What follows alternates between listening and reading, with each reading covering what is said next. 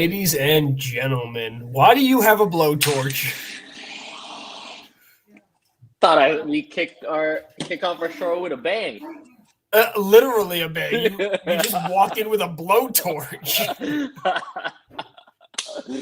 We've been gone for a couple of weeks, so I thought I'd spice things up a little bit. I literally have a little box that shows me you, and I was not paying attention at all. So we came on to you with a blowtorch, and what the fuck just happened? And a sledgehammer. That's a mallet. It's a mallet. Yeah, I don't have the sledgehammer around. Welcome back, guys. I don't know. This is a wild. Okay, so I'm sick as fuck right now. He's starting the show with a sledgehammer and a blowtorch. Obviously, I'm getting affected by the Vegas crazies that's affecting my team right now. Well, okay, let's before we get into any of that, let's roll through and run through what was in week 8 of the NFL season. Sounds great. All right, let's kick it off with a quick update on every game this past week. Packers on Thursday Night Football beat the Cardinals without their top 3 receivers, cementing that Aaron Rodgers is still a bad man, and unfortunately he is going to be out, but that's another story. Panthers beat the Falcons and 19-13, and the Falcons are still such an up-and-down team, and the Panthers are still such an up-and-down team. Bills beat the Dolphins 26-11, which the game was a lot closer going into halfway through the third than it really should have, until the Bills finally scored 7 in the third and 16 in the fourth. Niners beat the Bears 33-22. Looked a lot closer than it really was. The Bears were leading at halftime, and then, of course, the rookie mistakes happened. Steelers beat the unraveling Browns 15-10. Eagles blow out the Lions 44-6, and the Lions are still winless. Titans beat the Colts 34-31, losing Derrick Henry in the process. Bengals get upset by the Jets, who now beaten 2 good teams for their 2 wins, 34-31. Rams beat the Texans 38-22. It was really not a close game until Houston decided to score 22 points in the fourth quarter. Patriots beat the Chargers 27-24. Seahawks beat the Jaguars 31-7. Broncos and Washington, Broncos take them down 17-10, and the Buccaneers lose to the Saints 36-27. Cowboys beat the Vikings with backup quarterback Cooper Rush 20-16, and the Chiefs squeaked by the Giants on a last-minute field goal 2017 on Monday Night Football. All right, so let's start with Thursday night. Let's talk about the Packers and the Cardinals. Sure, absolutely. Where do we start? The Cardinals walked into that game undefeated, best team in the league, and the Packers walked into that game missing literally their entire offense. They had 11 starters, offensively and defensively, out that game. That was teed up for the Cardinals to win that game. Teed up. And Aaron Rodgers does what Aaron Rodgers does best. I think he's still undefeated without Devontae Adams. He's 7-0 without Devontae Adams, which is Martin crazy. really thought Arizona was going to win that game. Man, I think the entire world thought Arizona was going to win that game. I mean, did you see the line just fluctuate more towards the Cardinals as the game time kicks on? But good Lord, I just don't know what happened. Granted, the Packers defense did step up in a big way against the Cardinals that game. You cannot convince me that right now Tom Brady is better than Aaron Rodgers. Tom Brady needs a team of superstars to even get a win. Aaron Rodgers is doing what Tom Brady used to do. Well, you got to remember, Aaron Rodgers has been doing this for a while with the crap that Green Bay's given him over the last, since his whole career there pretty much.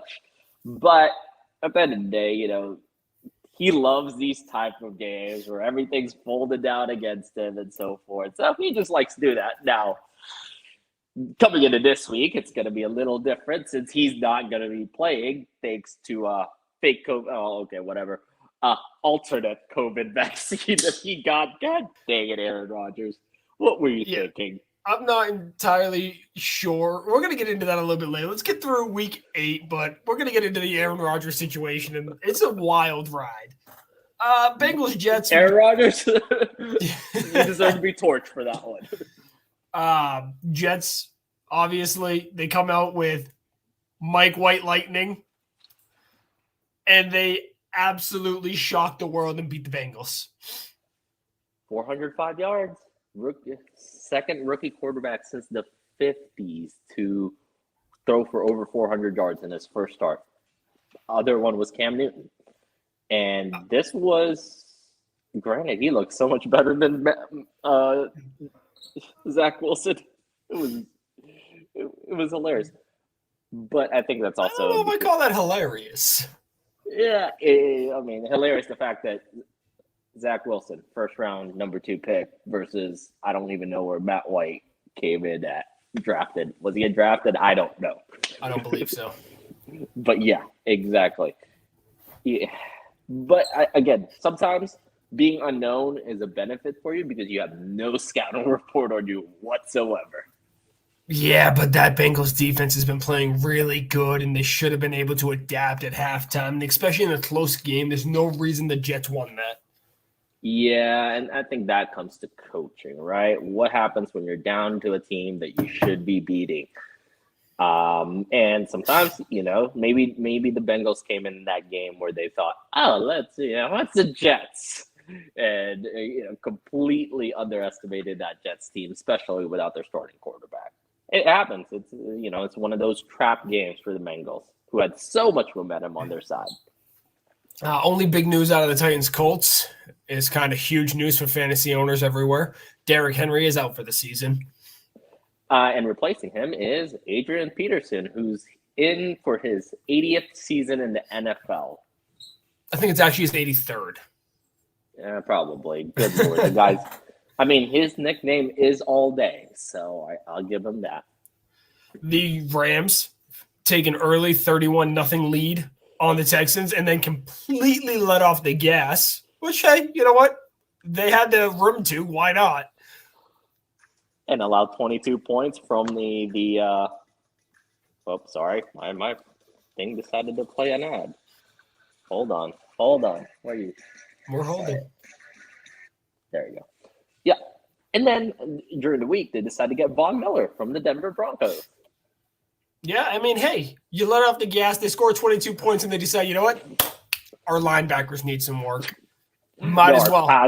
Our pass rush needs some work. Great. Can you imagine, though? Since coming into the league, Aaron Donald and Von Miller have both had the high, most number of sacks since they've came into the league. And now you have both of them on your defense. I feel sorry, interior and on the outside. I feel sorry for whoever offensive line and quarterback you're playing against. That is nasty. So who loses their job first? Brian Flores, Matt Nagy, or Jared Goff? God, that was the least motivated performance I've seen from the Lions this season. Like, I don't know what that I was watching. I was watching a college football team against a pro football team, it felt like.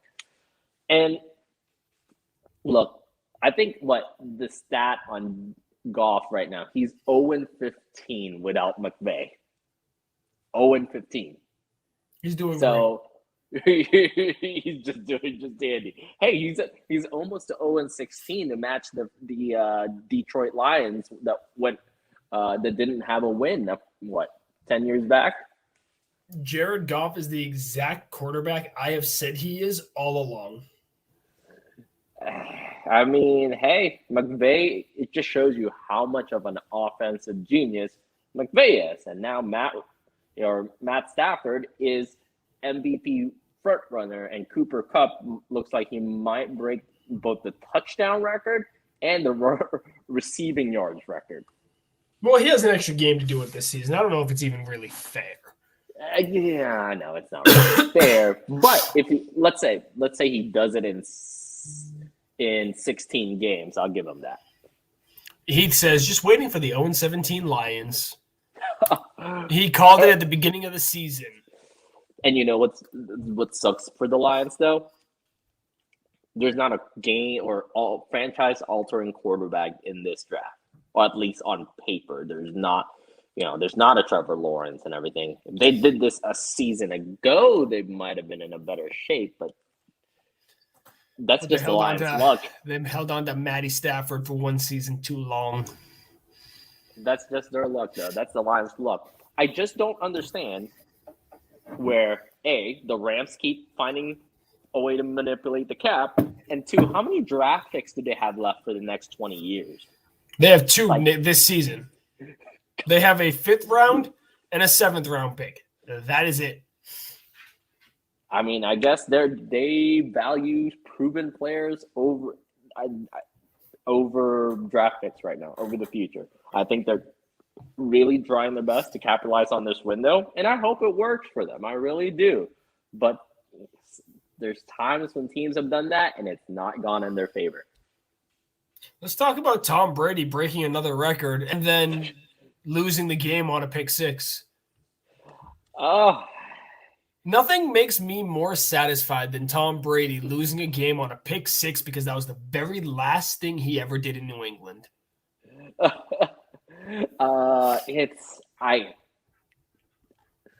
It was a double coverage throw that he shouldn't have thrown, and that was such a tight window. I don't know why you force it. You had other options out there. You have so many weapons out there. You have other options. I think you can see exactly where not having his, safety blanket and everything that he needs perfect there can sometimes cost his decision making sometimes late in games, and he tries to force it. But Tom, you got to do better. It's the same. He still has one of the top 7 tight ends in the league without Gronk. Talking about O.J. Howard. Cameron Brate, O.J. Howard. You still have 2 tight ends. You have Godwin, Evans. Yep. I know was Antonio Brown was hurt, right? Or no? Antonio Brown is out right now. Yeah, so, I mean, you still have 4 guys. Sorry, Tom. I know you don't have your 5 guys, 6 guys you like to have out there, but you still have 4, which is more than 90% of the league. So, you got to do better. There's no excuse that he couldn't. Just take the sack in that scenario. Don't force that ball in there. No. Live to fight another day. And I know the philosophy of a Bruce Arians offense is getting it down the field, but you got to find the balance there, Tom. You're smarter than that. Come on. I have dogs licking my elbow. All right. Want to talk about the Cowboys? Are the Cowboys for real? Or are we just really – they have the worst – one of the easiest schedules in the league? Knowing that the Vikings – knowing that was – you were playing the Vikings on prime time, which is never a good game for – Yeah. I don't know if we can count the Cowboys as real contenders when they versus primetime Kirk. Gosh darn it. I completely forgot. I'm like, oh, wait, that was Sunday Night Football. Prime time, Kirk Cousins. God damn. I think he has 1 career win in prime time as of right now. Gosh darn it. He's doing great. He's the best. He's doing great. I would if I had a primetime game and I need to win it, I'll take Kirk Cousins any day of the week. I think I'm going to take my chances with Tua. Gosh darn it. Which the Dolphins are apparently doing since they opted not to trade for. It's going great. They're doing great with that 1-7. Gosh darn it. So who's getting fired first? Mike Zimmer, Brian Flores. Who else do we have on that list? Matt Nagy. Urban Meyer. Let's fire them all next week. Every single one of them. I still don't understand how Matt has a job, but I get it. The Bears organization don't like to fire people mid-season, but I think they should and go ahead They and do should, so. at this point, just fire their owner. I wish it was that easy. I wish it was that easy. Unfortunately, that's not going to happen. Moving on to the Browns. The Browns coming into the season had such high expectations, and now they're dwindling as a 500 team. What do you make of the Browns? Before we get to that, Fields has his best day without Nagy because Nagy was also out with COVID. Coincidence? I think not. I think you should go ahead and fire him. I think that is gonna when Nagy comes back, probably this weekend. I have not checked on Nagy's status. And Fields has another down game. If Fields comes in with another 3 interceptions game for 100 yards, yeah, I think Nagy needs to go. I agree. Now let's get to the Browns. Let's talk about them Browns. The Browns is the Browns. We thought they were getting themselves out of the dumpster, but they're still back at it. Like, what if the real issue isn't the players and it's Kevin Stefanski? I don't know. I don't. It's hard to say it's Kevin Stefanski. I think it's the organization. So I came across something, and I completely forgot about it until right now when I mentioned that. Earlier today, I came across a graphic here. Kevin Stefanski's effect on wide receiver receptions per game. Adam Thielen, prior to Stefanski, 7.1. With Kevin, went to 3.0. Stephon Diggs, 6.8. With Kevin, 4.2.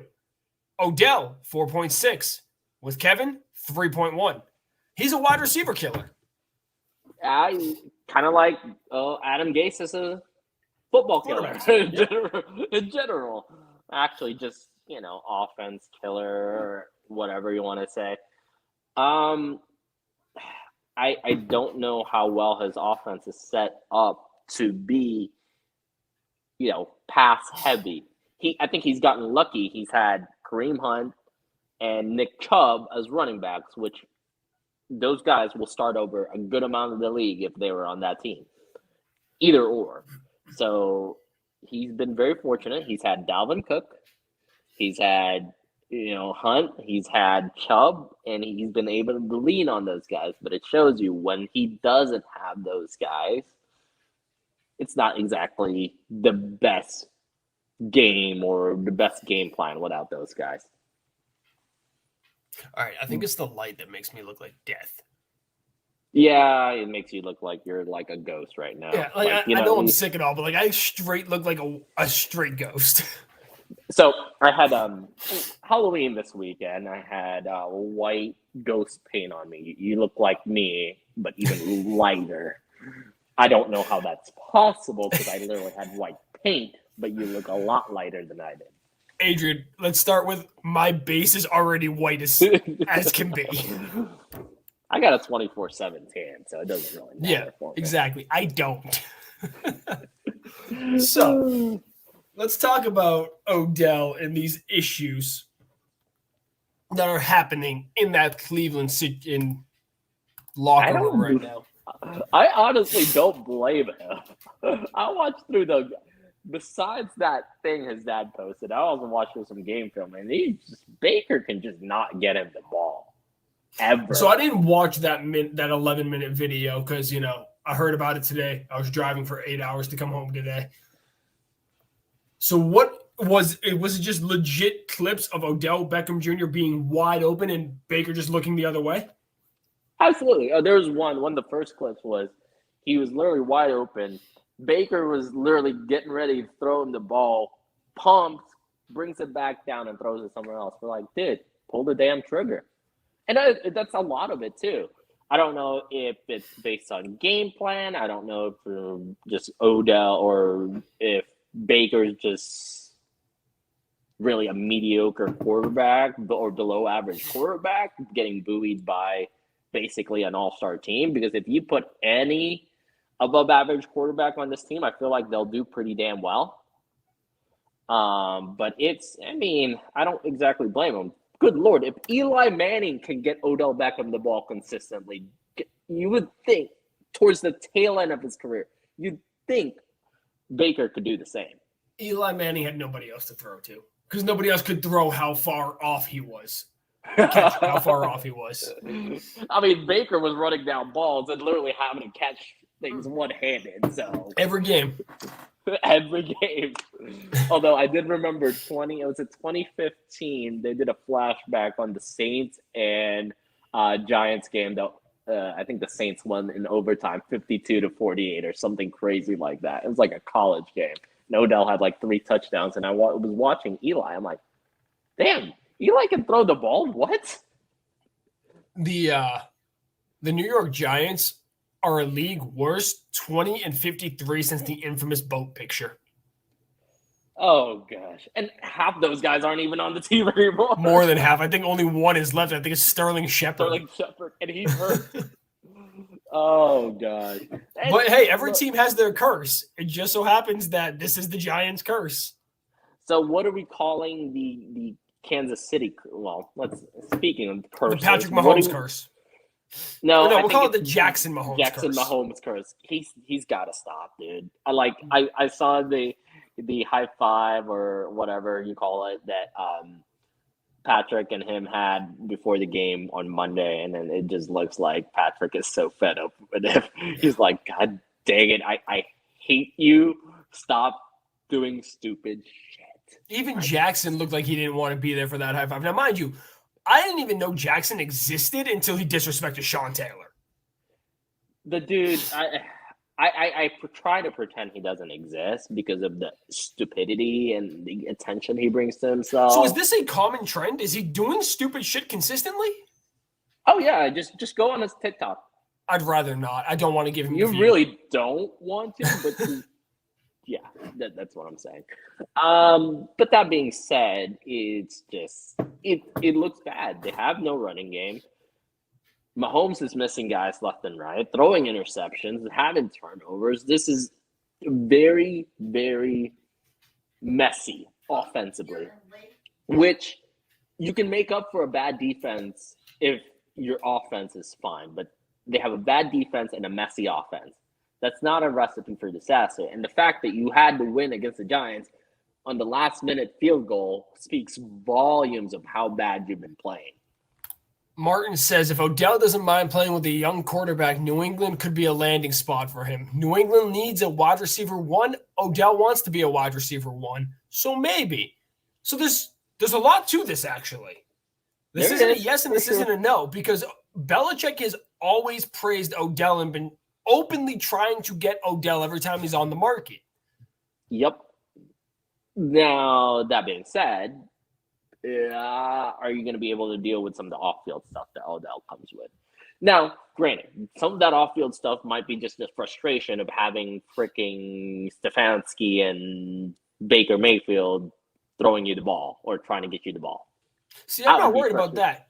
Him in New England, I'm worried about one thing. And I'm going to tell you what that one thing is and then explain the way around it, because it's already been worked around, but nobody realizes it. It all comes down to the money. Well, first things first, we need to find out what Cleveland's going to do with Odell. If Cleveland straight up releases him and he isn't claimed on waivers, then they're on the hook. Not. Well, we don't know that. He will hit waivers. No, he won't. With the contract clauses he has, I don't think he gets claimed on waivers because nobody wants to deal with that. What to pay all that stuff remaining and so forth, which I think he will clear waivers. That's what I'm saying. Okay, that makes more sense. But let's say a team like New Orleans, maybe they want to make sure they get him. Because if you let him open up, he can go where he wants, and maybe New England becomes a landing spot then. New England didn't have the money until about 2-3 weeks ago, when they got into a little bit of salary cap hell and traded a certain star injured cornerback to the Carolina Panthers, freeing up about $12 million. Yeah, I mean, it's definitely possible, but is it going to be more? The question being, is Odell going to be, since his market value is so low right now, does he sign just for the remainder of the season, which means more teams are going to be more opt to sign him because it's probably going to be at lower cost, tries to play his way to a bigger contract for this offseason. No matter what, it's going to be a low contract because if he goes through waivers and goes to free agency, he's going to be able to double dip because he's going to be getting fully paid by the Cleveland Browns no matter what. That's true. That's true. He does not have any more guaranteed money from Cleveland, which is great. Yes, he does. Yeah, not this season. Next year he has 12.5. The year after he has 13, and then the 2 years after that it's nothing. So he has guaranteed for the next up to technically 2.5 years. Well, we'll see what Cleveland wants to do. Obviously, there's going to be a market for him. I know the Vegas Raiders are in the need of a wide receiver. I know that there's rumors between him and San Francisco as well. And obviously the New Orleans Saints, he has strong ties to Louisiana, so there could be that option as well. I don't think he goes to a team that's not a contender, and San Francisco is not a contender in that division. No, that's a tough division to go to. Now, I would say, there's obviously the possibility of Tom Brady deciding to open up his Rolodex because he needs one more damn weapon. There's no way that Tampa Bay can get another weapon. No fucking way. If that happens, I don't know what will happen if that happens. I think the league should just boycott the rest of the season. Heath says if Odell ends up in Green Bay, I'm going to be pissed. Well, he sure as shit ain't going to Chicago. Yeah, that would be – imagine having Odell and Devontae and a quarterback that can actually throw you the ball if he, ever not, or if he gets over COVID, obviously, Aaron. Stop taking freaking third-party bootleg, what do you call this, vaccines because you didn't want to take the actual one. Before we get to that, think about it this way. Odell's the number one receiver on the market right now. The dominoes are going to have to fall for Odell to go somewhere before Deshaun Jackson ends up somewhere now. Yep. Because anybody that's in the Odell race is also going to be in the Deshaun race. Absolutely. You get that, explosive receiver that a lot of teams need to kind of open up that offense a little bit.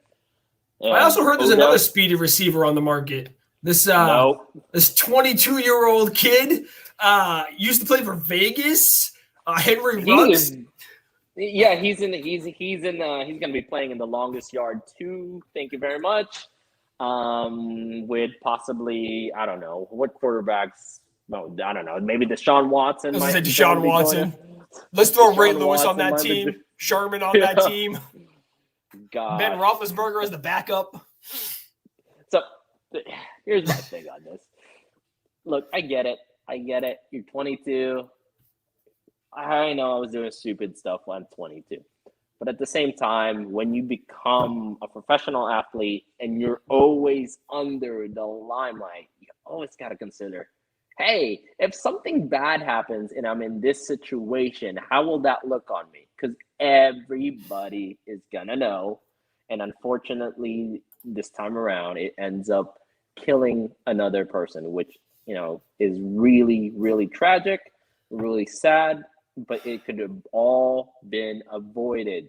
You have enough money to hire a driver. You have enough money to call an Uber XXXXL, for God's sakes. Adrian, anything. Adrian, you're worried about the human. My man, he murdered a dog.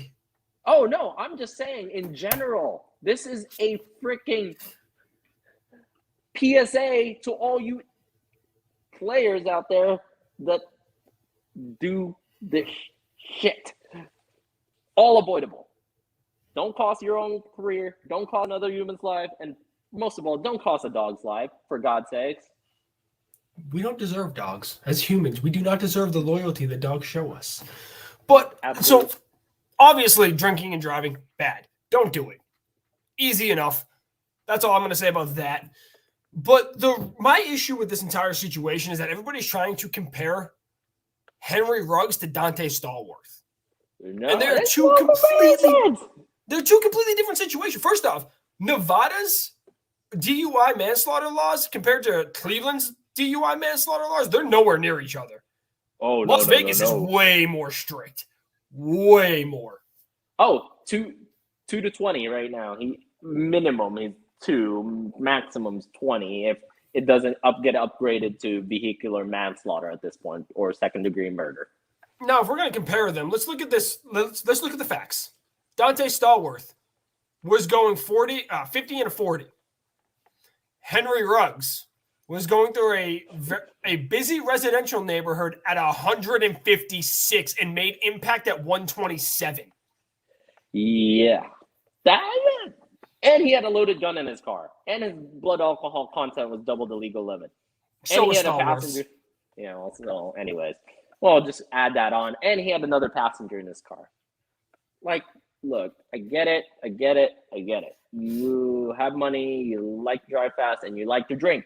Just don't do it. Don't do it, 156 people. is a little more than fast.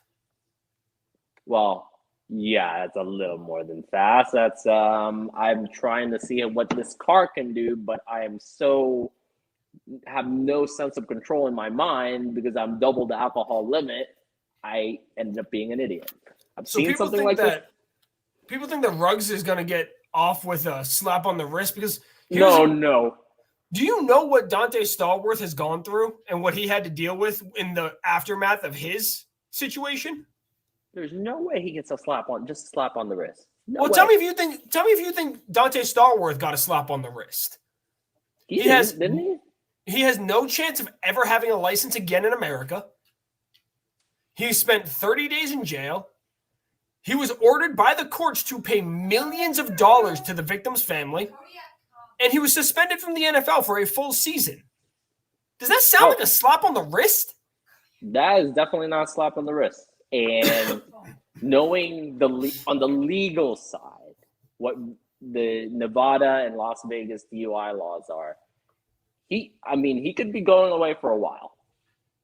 Specifically with everything all the evidence surrounding this particular incident. Did you see the picture of the two cars? Oh yeah, they're charged. Nothing. They were nothing. They're completely total. And I think that the fact that he had alcohol in the system is the only reason Henry Ruggs is not dead. Yeah, I honestly, looking at the picture, I would have never been able to tell you it was a Toyota RAV4 and a Chevy Corvette. No idea. I couldn't. No idea.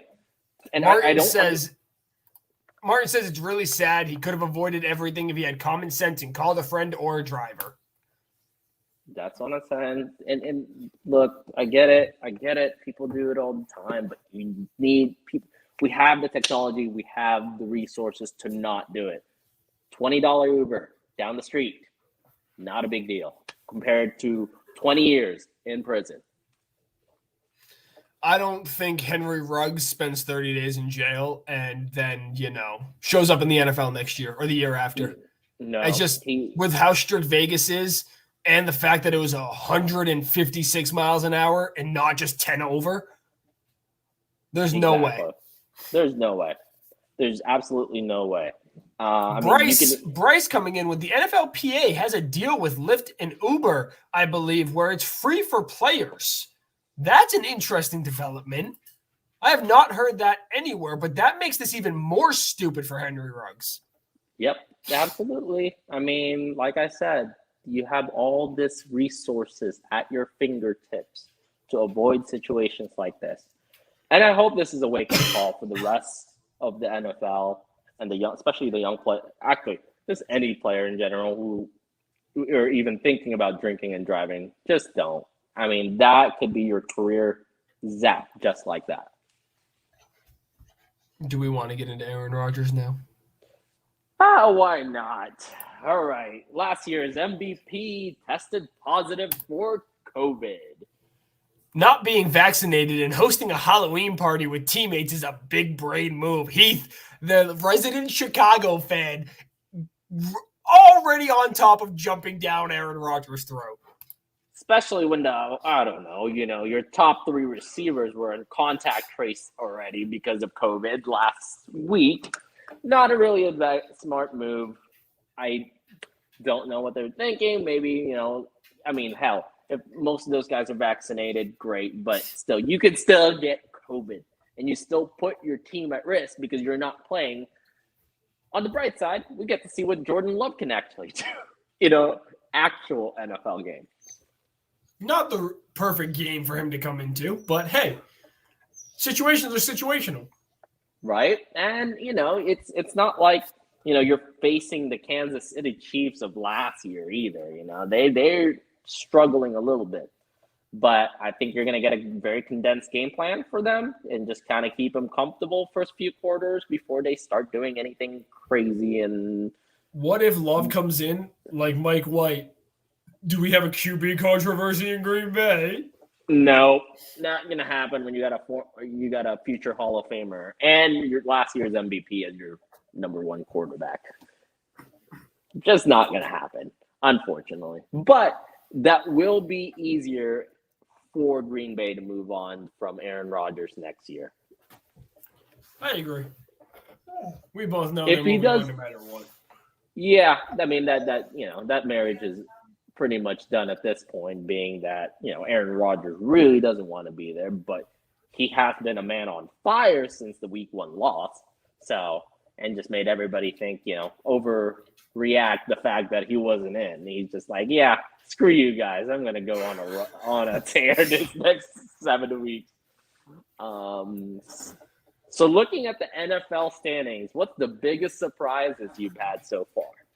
The Patriots are 4-4. Not bad. Do you think they have a chance? Do you think they can compete with Buffalo?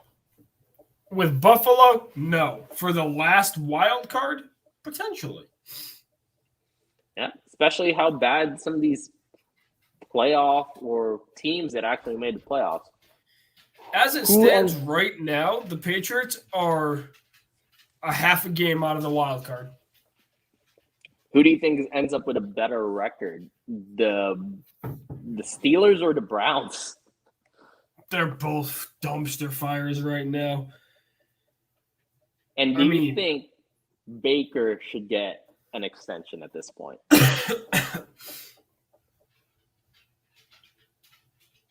If I'm the Browns, I'm going to say yes to that, and I'm going to can Stefanski. Because if I'm going to take my franchise quarterback, or who I think is my franchise quarterback, before I take the coach. Yeah. Coaches are easier to come by than a franchise quarterback. What do you think about Baker and Kellen Moore? Like Baker and Kellen Moore pairing. If Kellen Moore makes the jump to head coach, I think Cleveland. There we go. Getting it all together.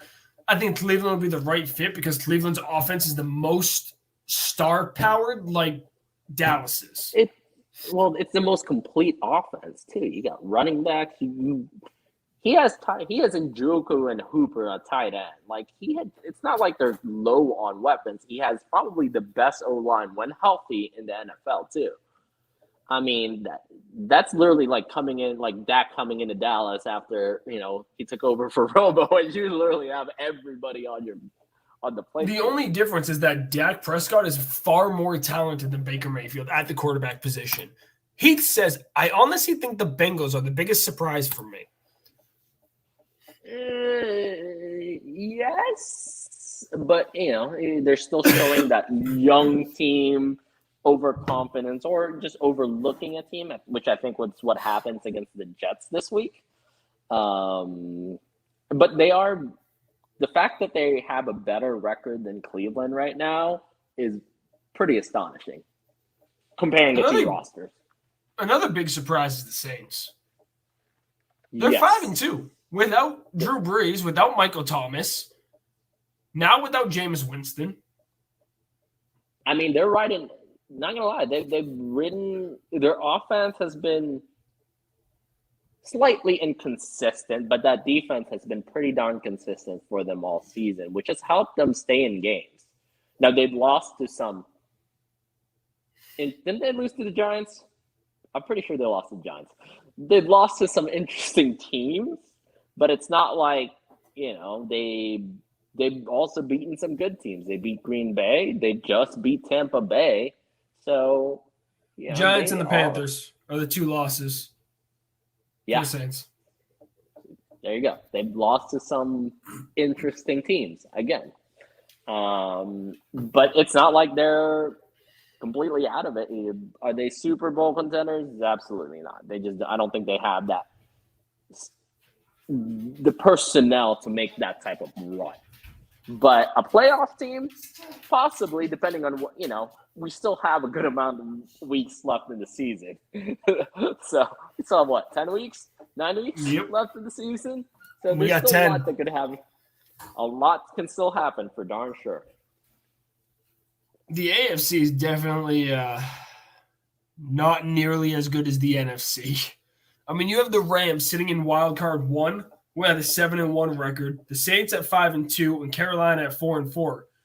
When you go over to the AFC, you have the Bengals at 5-3, the Steelers at 4-3, and the Chargers at 4-3. And then the Patriots at 4-4.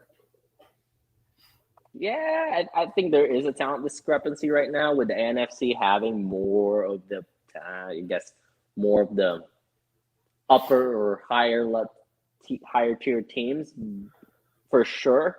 And it looks like the Super Bowl is going to come down to probably the Bills and one of the Rams or the Bucks. The Bills, eh? I still think the Bills make the Super Bowl. They're the number 4 seed right now.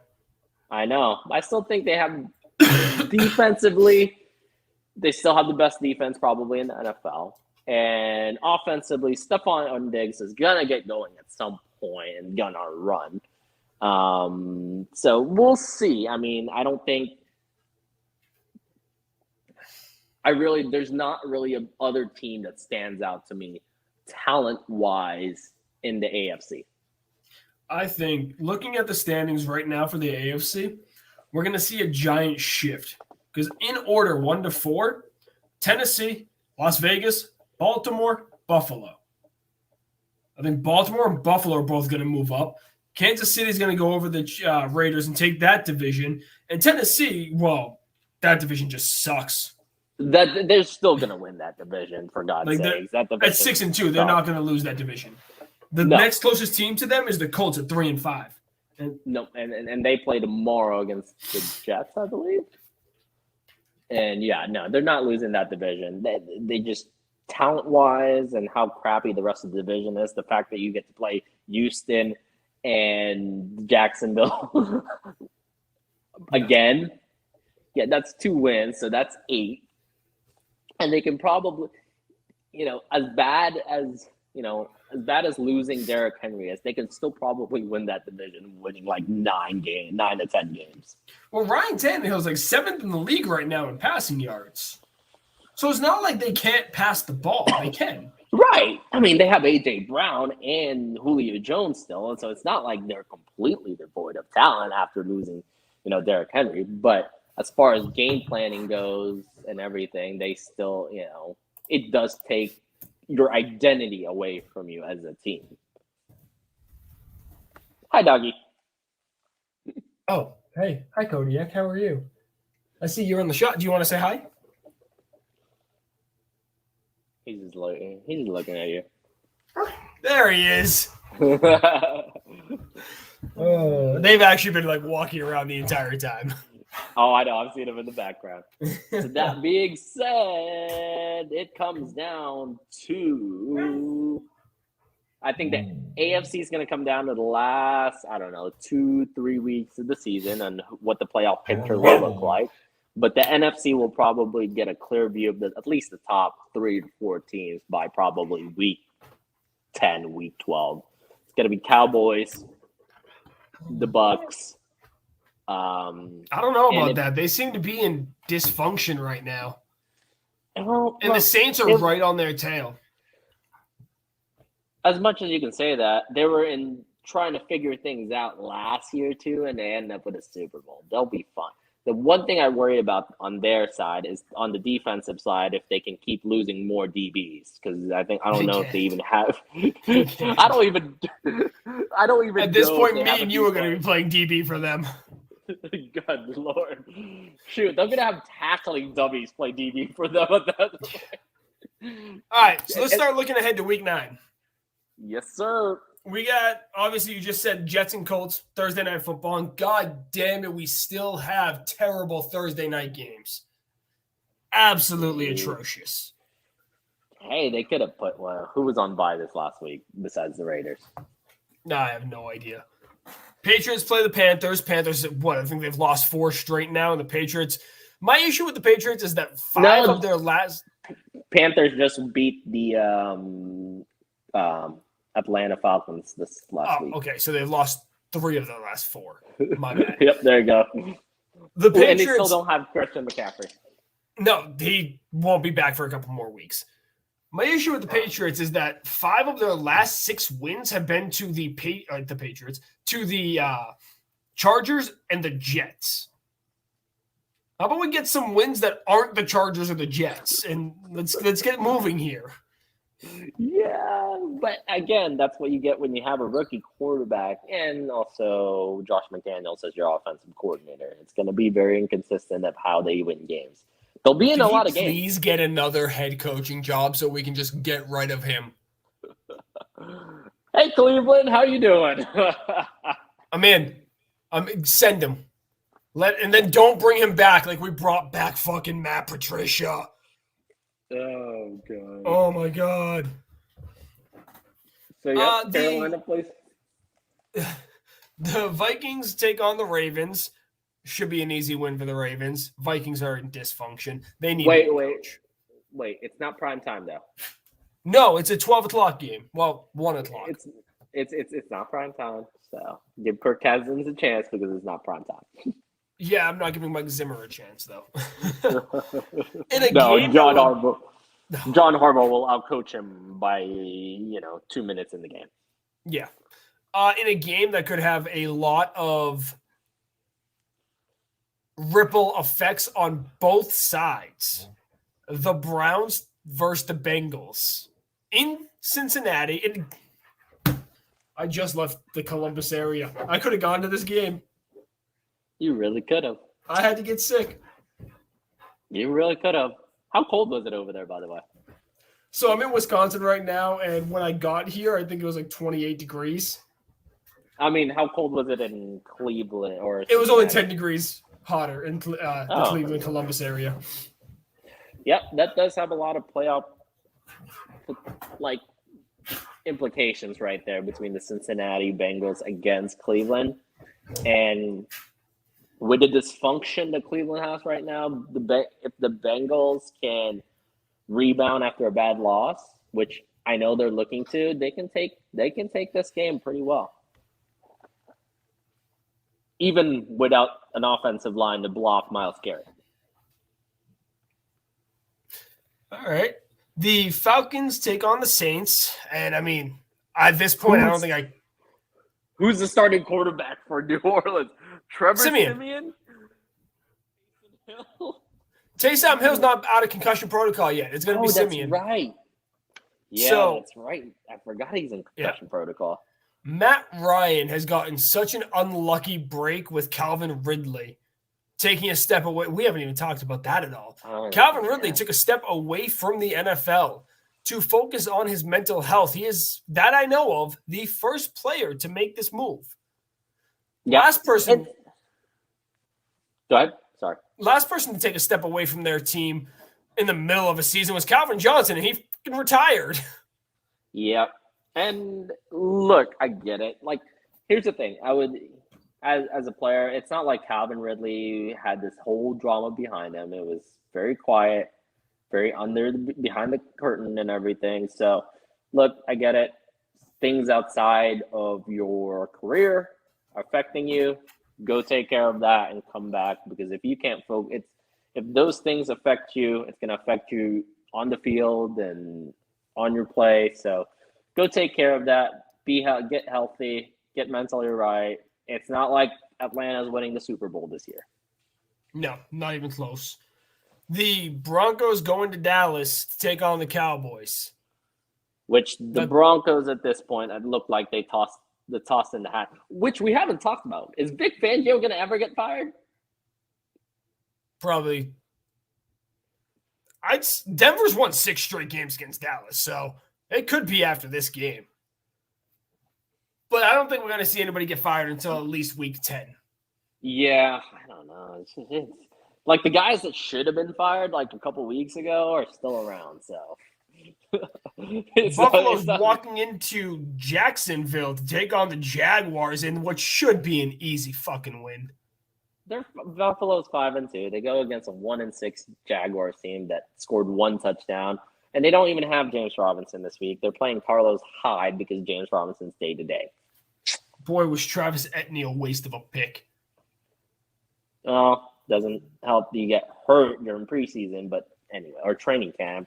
So that was not really a waste of a pick, but nobody can predict that, unfortunately.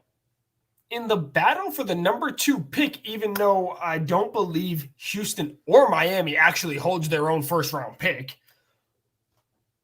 Maybe Miami, not Houston. No, Miami gave it to Philadelphia. Oh, that's freaking right. So, yeah, neither one of them has their own first-round pick. Oh, gosh. Let's look at a mock draft. In the battle for somebody else's second overall pick, you got Houston going into Miami, and hopefully Miami can pull out a win here because they shouldn't be this bad. No, they shouldn't. And it's not like Tua a couple weeks ago had a pretty darn good game, and last week he played the best defense in the NFL. And they were in it. Granted, it was 3-3 midway through the third quarter. I don't understand how that Buffalo couldn't score, but yeah, I just don't think it's one of these two teams is giving somebody a really good pick this year. As it stands right now, I think Houston has their actual second pick or first round pick this year for once. No, give me 1 second.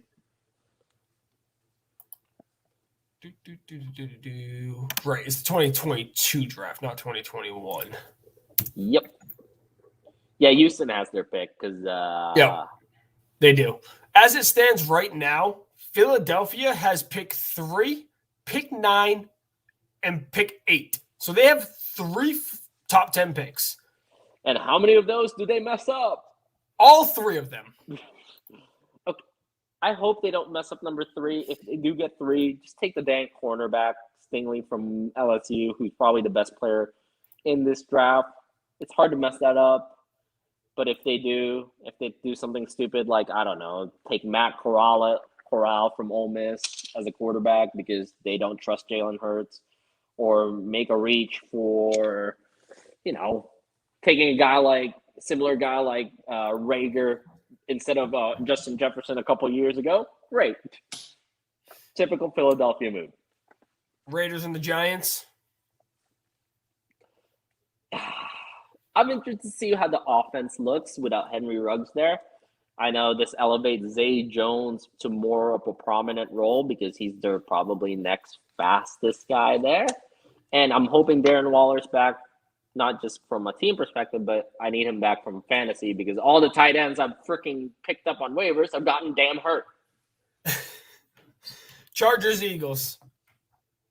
I think the Chargers are going to bounce back. Yeah, they bounce back. I think they bounce back. Granted, I know the Eagles looked really good last week, but anybody can look really good against the Lions. What is this? This is new. What? I have a random new widget that gives me scores of NBA games on my computer, and I don't care about the Milwaukee Bucks, but the computer thinks I do. All right, moving on. Packers, Chiefs. I know I'm in Wisconsin. So does the computer. Well, the computer doesn't need to stalk me. Well, it does anyway. and Chiefs without Aaron Rodgers, which hopefully that means. Well, actually, I really don't want the Chiefs to win another game the rest of the season, but that's probably not happening. The Chiefs have to figure it out eventually, and this is probably the game that they're going to do it because no Aaron Rodgers. Yeah, exactly. Cardinals against the Niners, and Sunday Night Football being the Rams against the Titans, which would have been I'd say a lot that's going to be a interesting. good game, Which but would the have been a Rams lot defense more- is going to eat up that offense. Yeah, unfortunately. But granted, yeah, shoot. Taylor Lowen, remember when Taylor Lowen allowed 5 sacks? I hope he's ready because he got 2 guys coming at him this week with Von Miller and Aaron Donald. He might give up 10. I don't think Von Miller is going to be a big issue this week, only No. because he has to learn that system. Granted, that system is actually very close to the system in Denver. There's still going to be those intricacies. Yeah, for sure. But it does it help that a lot of the double teams you're used to seeing is also going to be taken up by a guy named Aaron Donald? Probably. I agree. Monday Night Football, we have another terrible game. God dang it. The Bears and the Steelers. Can we please? I would rather watch the backup Jordan Love and the goddamn Packers take on the Chiefs in Sunday or Monday Night Football or Thursday Night Football. Fucking these primetime games need to be worth my time. Can we flex the Bengals and the Browns to Monday night and this Monday night game this Sunday? Like, please? I'm in. Flexing doesn't actually become a thing until like week 15, though. Which is stupid. It just should be all season long because you start getting in these games that fans don't want to freaking watch.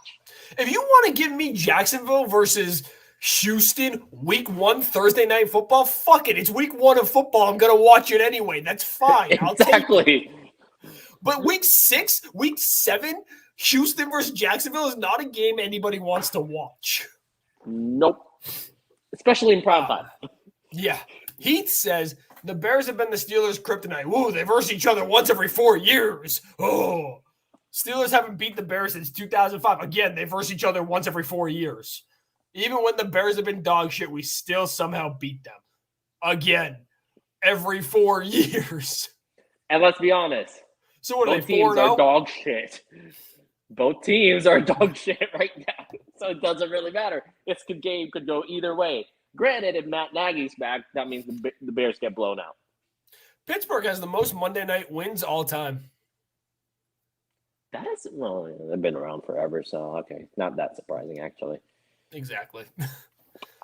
Dang it, I wish Derrick Henry got hurt after this game, or just really never got hurt, because this game would have been a lot more fun to watch Derrick Henry try to run that ball against that Rams defense. I'm definitely going to be watching that Sunday night game for sure. Yeah, I think that's probably the best game out of the lineup. That Browns week. So I hate that the Browns and Bengals game is a 1:00 game because I'm going to have to watch the Patriots game, obviously. That's why I have Red Zone. I have Sunday Ticket, but I can only sign into one device at a time with it. So I can only put on one game. Depending. Gosh darn it. So I can have my TV playing one game. If I really want to get technical, TV playing one local game, computer playing another local game on the NFL website, and then my phone playing the Sunday Ticket with the Patriots game. But I'm not going to do that. I'm just going to watch my Patriots game on my big TV. All right. Before we go, I'd like to take a poll on what I need to do on fantasy this week because Calvin Ridley's out. Now, I got lucky and drafted Jamar Chase as a receiver, so I have him. But now I need to start between Brandon Cooks. Let's see. Hold on. Brandon Cooks, Edwards, Brian Edwards for the Raiders, or Devontae Parker for the Miami Dolphins. Anybody want to give me suggestions? Because I don't know what to do as my second wide receiver. Do you have anybody in free agency? No, it's a 12-team league, so everybody else is gone. I don't have a favorite match. I'm debating picking up Zay Jones because I know him and Derek Carr have good chemistry, but I don't freaking know what to do because I need a wide receiver. He says you should roll with Cooks. I'm going to say the exact opposite and go with Parker. Who this? Oh yeah, this is the battle of the number 2 picks. Yep. Gosh. All right, we'll see. I'll coin flip it before the 12 o'clock kickoff because I don't know what to do at this point with this. Has anybody else struggled with fantasy because of all the craziness that's gone on in the NFL this year? Well, I just lost Aaron Rodgers in one of my leagues, so. Well, Kyler Murray gave me a deuce egg basically last week, so that was great. Let's see. At the end of the year, I'm probably going to see if you want to get in on this this keeper league I got going on because I'm going to probably end up replacing somebody. Let me know. Apparently I need one more fantasy league to be part of. So. Oh shit! DeAndre Swift and Travis Homer are both on buys. I have no third running back. Best of luck to you. I loaded up on running backs apparently this in free agents on the waiver and somebody dropped what's his name? Kenyon Drake, so I decided to pick him up because the Raiders need somebody to give the ball to at this point. I went into this season with Zach Moss and Marlon Mack as my running backs. I went into this offseason with those two. By the end of the offseason, I had Travis Homer, Mark Ingram, Marlon Mack, Joe Mixon, and DeAndre Swift. Hey, Mark Ingram's going back to the New Orleans offense when he was, playing his best. So yeah, I'm hoping he takes off this week. Hoping he, gets a couple goal line rushes. I lost a lot of points last year with no fucking running backs. But our time is up, everybody. Thank you for joining us. We will be back hopefully next week. Hopefully I'm not sick as shit. Hopefully we can be a little more No, we were great today. We did great today. Absolutely. Hopefully you have Wi-Fi next week. I'm going to be home. I'm home for a week and a half right now. And then I will not be home for 6 straight weeks after that. So. Thanks everybody for joining. And I would like to sign off real quick. He's going to. Is this going to be a thing? Everybody. Is this going to be your new thing? Oh, I was going to get the whole mass in as well next time. As my sign off. Have a great night.